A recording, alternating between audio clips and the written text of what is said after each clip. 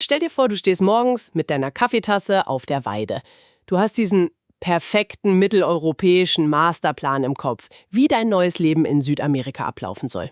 Der typische Auswanderertraum halt, ne? Genau. Jede Kostenstelle ist in einer Excel-Tabelle berechnet, jeder Zaunpfahl ist theoretisch schon gesetzt. Und dann blickst du nach unten und siehst dein Schaf. Oh nein, was ist passiert? Es liegt auf dem Rücken, starrt in den Himmel, hat alle 4 Beine stocksteif in die Luft gestreckt und scheint tiefenentspannt Yoga zu machen, völlig entgegen jeder biologischen Regel. In diesem Bruchteil einer Sekunde merkst du einfach, du kannst die Natur nicht managen. Dieser Moment des kompletten Kontrollverlusts ist wahrscheinlich, die ehrlichste Lektion, die man als Auswanderer lernen kann. Man plant eine lineare Reise von A nach B und die Realität antwortet mit einem tiefschlafenden, komatösen Schaf. Bald holen wir dich ab. Herzlich willkommen zu einer brandneuen Ausgabe von Mattes Missions Mathe Mission. Schön, dass ihr wieder dabei seid. Wir sind ja dein virtuelles Redaktionsteam hinter den Kulissen und wir wühlen uns für dich wieder durch die spannendsten Quellen und Geschichten, die dieses faszinierende Land zu bieten hat.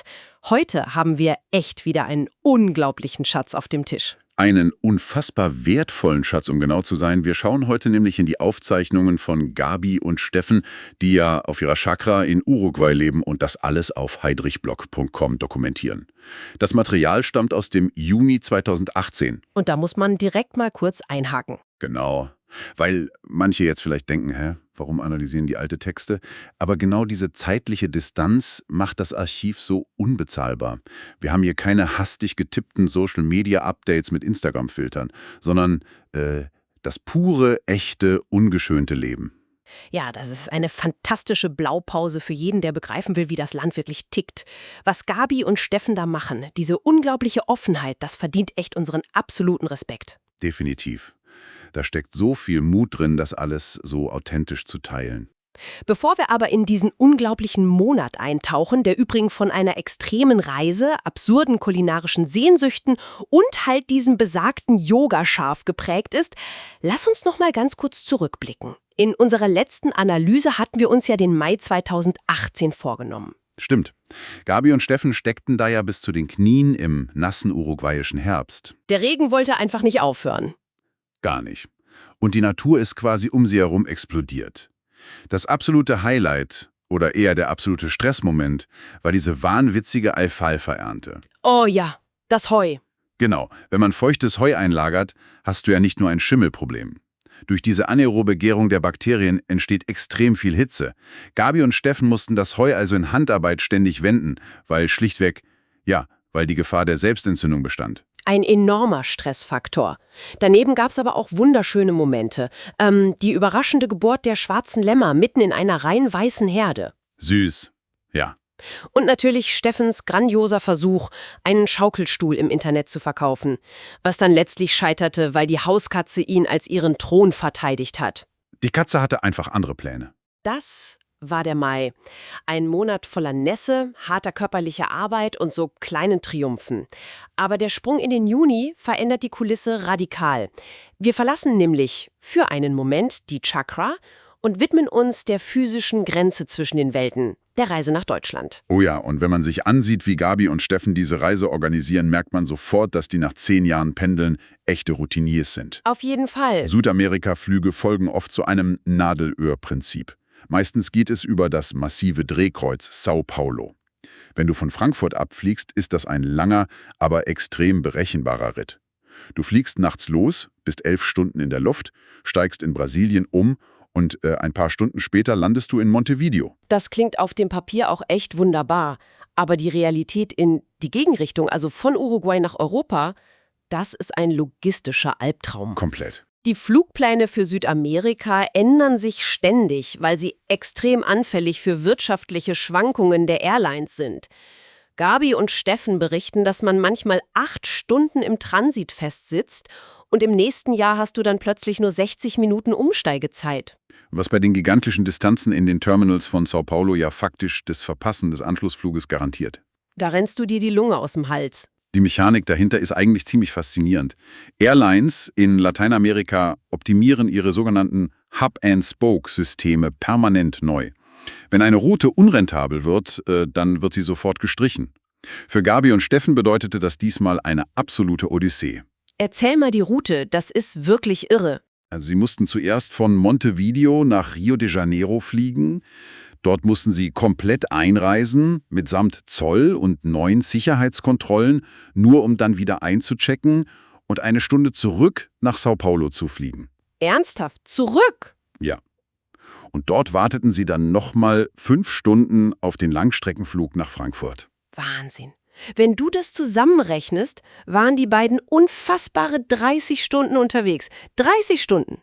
Dazu kommt dieser absolute Dschungel an Gepäckregeln. Oh ja, der Horror jedes Reisenden. Die eine Airline erlaubt 8 Kilo Handgepäck, die nächste 3. Der Koffer darf mal 23 mal 21 Kilo wiegen. Da brauchst du ja fast ein Mathematikstudium, bevor du überhaupt an den Check-in-Schalter trittst. Und dann steigst du nach diesen 30 Stunden endlich aus dem Flieger. Du kommst aus der absoluten Stille des uruguayischen Hinterlandes und stehst plötzlich mitten in Frankfurt am Main. Ein sensorischer Schock der Extraklasse, oder? Total. Frankfurt ist laut, multikulturell, der Verkehr brummt, überall sind Baustellen und einfach Menschenmassen. Wenn dein Gehirn über Monate auf das Rauschen des Windes in Eukalyptusbäumen kalibriert war, dann wirkt so eine deutsche Großstadt wie eine absolute Reizüberflutung. Und hier kommt mein absolutes Lieblingsdetail aus dem Blog, das so viel darüber aussagt, wie unser Körper eigentlich funktioniert. Gabi und Steffen verlassen Uruguay im Juni, also im tiefsten, ungemütlichen Winter. Sie landen im warmen, sonnigen deutschen Sommer. Und worauf haben die beiden nach 30 Stunden Reise Heißhunger? Das ist so gut. Auf Lebkuchen. Auf Lebkuchen. Im Juni. Das ist biologisch einfach genial.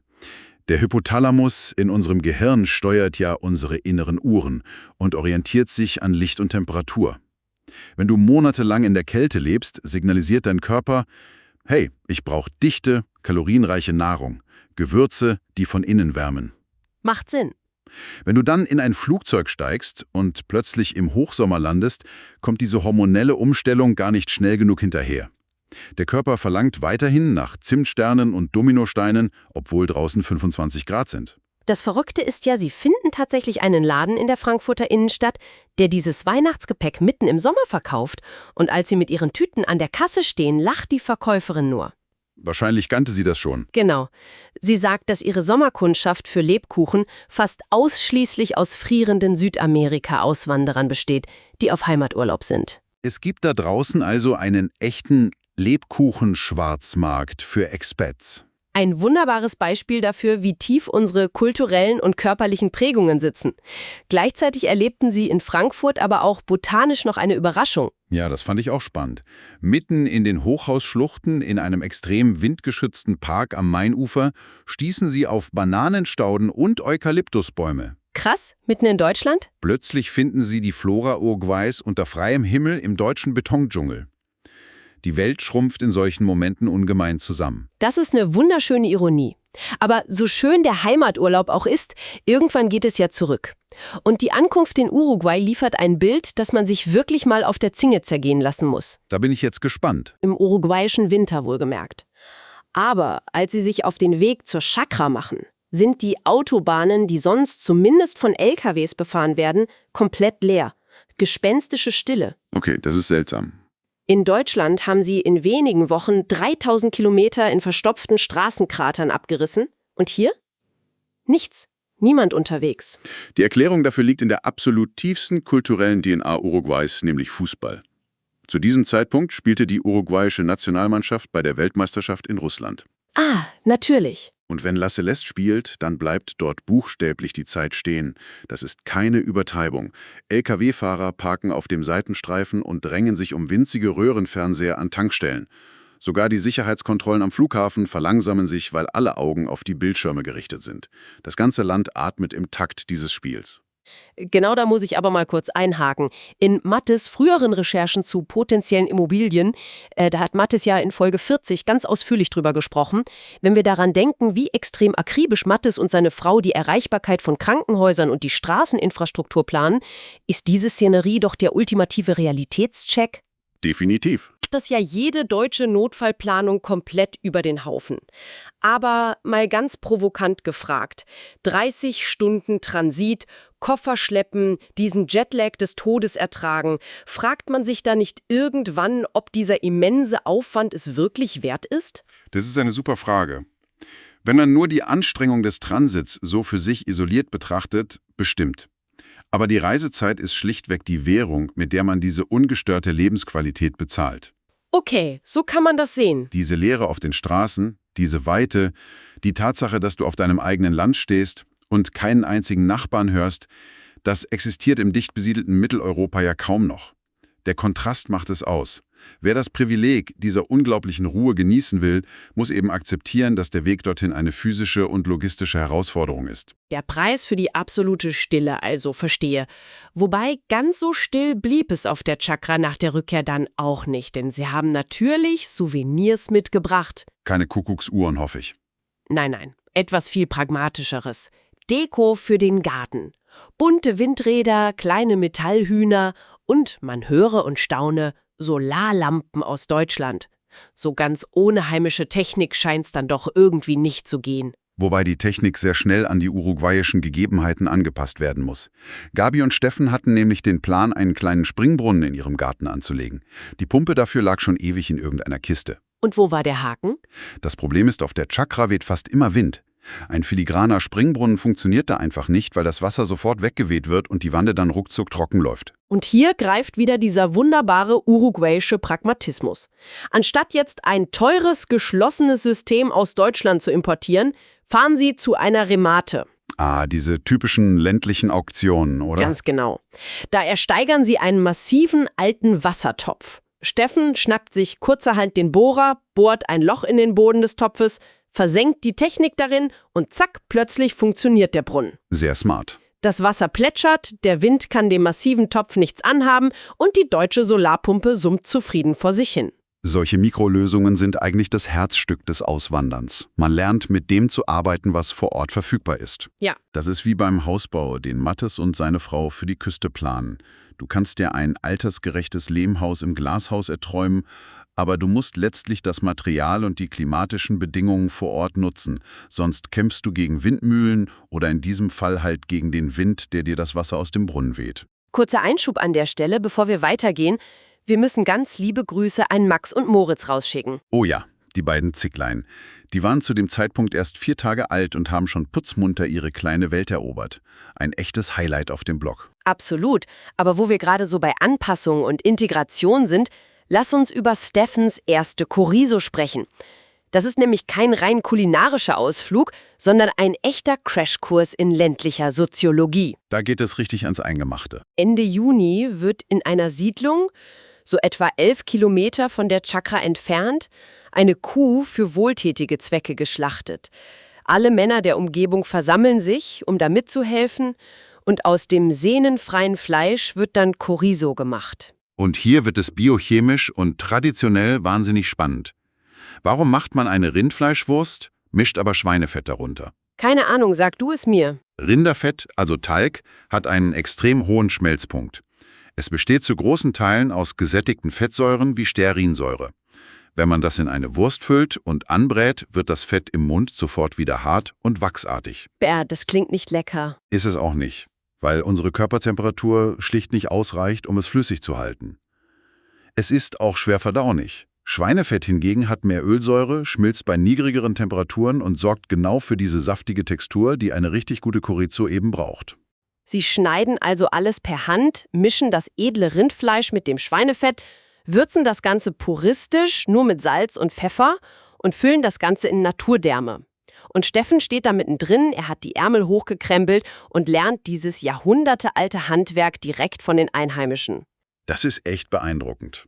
In früheren Analysen zu Mattes Planen, Mattes hat das ja in Folge 48 über Integration versus Assimilation mal tiefgehend angesprochen, da haben wir oft den Unterschied zwischen reiner Anpassung und echter Integration diskutiert.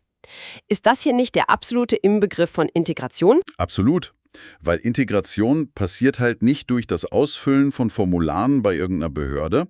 Integration passiert durch geteilte Arbeit und schmutzige Hände. Schön gesagt. Wenn du an einem frostigen Junimorgen mit deinen Nachbarn zusammenstehst, Fleisch zuschneidest und für einen guten Zweck in der Gemeinde arbeitest, Da überwindest du jede sprachliche oder kulturelle Barriere. Das ist echtes soziales Bindemittel. Da drängt sich mich aber sofort ein Gedanke auf. Stell dir vor, du gehst diesen Schritt. Du willst nach Uruguay, aber du isst kein Fleisch. Wir wissen ja aus Folge 32, wo Mattes über dieses Asado mit 16,5 Tonnen Fleisch berichtet hat, Fleisch ist dort fast schon eine Religion. Das kann man so sagen, ja? Wenn solche Schlacht- und Wurstmachaktionen der Dreh- und Angelpunkt der dörflichen Gemeinschaft sind, bist du als Vegetarier im Interland dann nicht extrem isoliert? Das ist eine echt faszinierende Perspektive. Wenn man die Situation rein über das Endprodukt definiert, könnte man das sofort denken. Aber die Anthropologie des gemeinsamen Kochens und das Asado ist ja im Grunde ein großes gemeinsames Kochen, lehrt uns da etwas anderes. Nämlich? Das Fleisch ist nur der Anlass, nicht der eigentliche Zweck. Der Zweck ist das Zusammenkommen, das Netzwerken. Wenn du als Vegetarier dort auftauchst, musst du ja nicht den Naturdarm befüllen. Aber du kannst das Feuer für das Asado hüten, du kannst Holz hacken, du kannst Mate-Tee zubereiten und herumreichen. Okay, man muss sich also nützlich machen. Genau. Die uruguayische Gemeinschaft ist extrem herzlich. Sie bewerten dich danach, ob du anwesend bist, ob du Respekt zeigst und ob du einen echten Beitrag leistest. Solange du nicht predigst und andere für ihren Fleischkonsum verurteilst, bist du ein vollwertiger Teil des Kreises. Das beruhigt sicher den einen oder anderen da draußen, der genau diese Bedenken hatte. Und wenn wir schon beim Thema Natur und Tiere sind, müssen wir jetzt endlich zu der Geschichte kommen, die mich beim Lesen wirklich laut zum Lachen gebracht hat.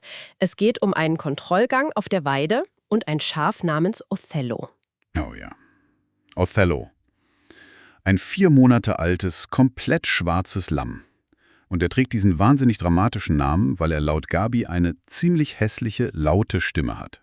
Gabi geht also morgens über die Chakra. Sie schaut hinter einen verrottenen Baumstamm und liest Othello. Aber Othello steht nicht. Und er liegt auch nicht normal, er liegt exakt auf dem Rücken. Oh je. Sein Körper lehnt ganz leicht an dem Stamm und alle 4 Beine ragen stocksteif in die Luft. Gabi geht hin, sie stupst ihn an. Nichts passiert. Das Lamm reagiert nicht. Die Beine bleiben in der Luft, der Kopf hängt leblos nach hinten. Ihr erster, völlig logischer Gedanke, Othello ist tot. Was biologisch gesehen ja auch die absolut korrekte Schlussfolgerung wäre. Schafe sind Fluchttiere und Wiederkäuer.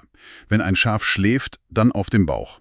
Die Beine angewinkelt unter dem Körper, um bei Gefahr wirklich sofort aufspringen zu können. Macht Sinn. Zudem kann das Liegen auf dem Rücken für Wiederkäuer lebensgefährlich werden, weil die Gase im Panse nicht entweichen können. Ein Schaf, das auf dem Rücken liegt und sich nicht bewegt, signalisiert in der Natur zu 99% das Ende. Luft baumelt, reißt er die Augen auf. Oh Gott, ich hätte mich so erschrocken. Er starrt Gabi völlig empört an, fängt wild an zu zappeln, windet sich aus ihrem Griff und rennt laut schreiend über die Weide davon. Wahnsinn. Er war nicht tot und er war nicht krank. Er befand sich einfach in einem unfassbar tiefen, völlig absurden Yoga-Tiefschlaf. Es gibt ja bei Beutetieren ein Phänomen namens tonische Immobilität, also so eine Art Schreckstarre. Aber in diesem Fall scheint es eher so, als hätten die Tiere auf der Chakra schlichtweg verlernt, was evolutionäre Angst ist. Denen geht's einfach zu gut. Genau. Sie fühlen sich so sicher, dass sie sich Verhaltensweisen erlauben, die in der freien Wildbahn ihr sicheres Ende wären. Was das Ganze noch faszinierender macht, als Gabi das am Abend Steffen erzählt, nickt er nur völlig unbeeindruckt. Ach ja? Sein gewaltiger Lieblingsochse Octavio hat nämlich wenige Tage zuvor exakt dasselbe getan. Der lag auch alle 4 von sich gestreckt in einem extrem tiefen Komaschlaf. Du kommst aus Deutschland mit all deinen Plänen, deinen Bauzeichnungen, deiner ganzen Effizienz und dann stehst du vor einem Ochsen und einem Schaf, die sich völlig entgegen der Evolution auf den Rücken legen und schlafen. Wie willst du in so einem Umfeld bitte einen strikten, linearen Plan durchziehen? Du kannst es nicht. Und das ist eigentlich die brillanteste Metapher für das Auswandern überhaupt. Wenn sich schon das Vieh nicht an die biologischen Grundregeln hält, musst du als Mensch deine Kontrollillusion komplett an den Nagel hängen. Sehr wahr. Du musst lernen, das Unerwartete nicht als Störung deines Plans zu begreifen, sondern als den eigentlichen Kern deines neuen Lebens. Und genau aus diesem Grund graben wir diese Archivgeschichten so gerne für euch aus. Sie zeigen halt, wie das Leben wirklich spielt. Und das führt mich auch schon zu einem Gedanken, den ich dir, lieber Zuhörer, heute gerne so ein bisschen mit auf den Weg geben möchte. Lass hören. Wir wachsen in einer Gesellschaft auf, in der Zeit ein messbares, knallhartes Gut ist. Ein getakteter Transit, ein pünktlicher Flug, ein total effizienter Tag. Wenn du diesen Raum verlässt, passiert etwas Erstaunliches mit deiner eigenen inneren Architektur. Plötzlich definiert sich der Tag nicht mehr darüber, was du alles abgehakt hast auf deiner Liste, sondern darüber, wie flexibel du reagierst. Genau, wenn die Autobahn wegen eines Fußballspiels plötzlich leer ist. Ja. Oder wenn der Brunnen eine neue Konstruktion braucht oder wenn das Schaf ein Mittagsschläfchen auf dem Rücken hält. Die wahre Meisterschaft des Auswanderns liegt nicht in der Vorbereitung, sondern in der Kunst der Hingabe an den Moment. Es ist eine völlige Neukalibrierung dessen, was wir als produktiv empfinden. Wer lernt, über das Chaos zu lachen, hat den allerwichtigsten Schritt zur Integration eigentlich bereits getan. Und jetzt bist du da draußen an der Reihe. Lass uns an deinen Gedanken teilhaben. Wenn du nach einer langen Reise auf deiner eigenen Veranda in Uruguay sitzen würdest, so ganz fernab der deutschen Hektik, was würdest du aus der alten Heimat kulinarisch am meisten vermissen? Wären es auch die Lebkuchen im Hochsommer?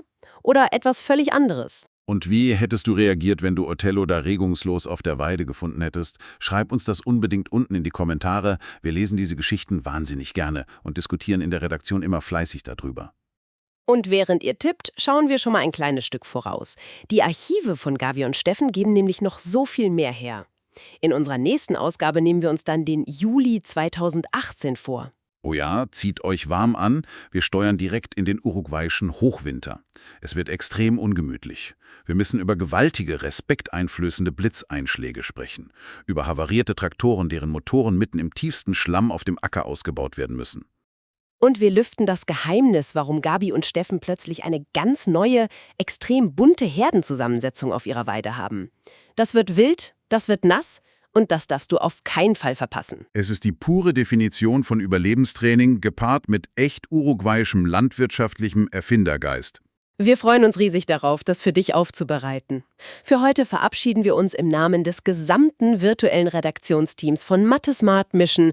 Bleib neugierig, passt dich den Gegebenheiten an und vergiss nicht, egal wie perfekt dein architektonischer Bauplan für die Zukunft auch sein mag, rechne immer damit, dass irgendwo ein Schaf liegt und Yoga macht. Mach's gut und bis zum nächsten Tauchgang in die Quellen.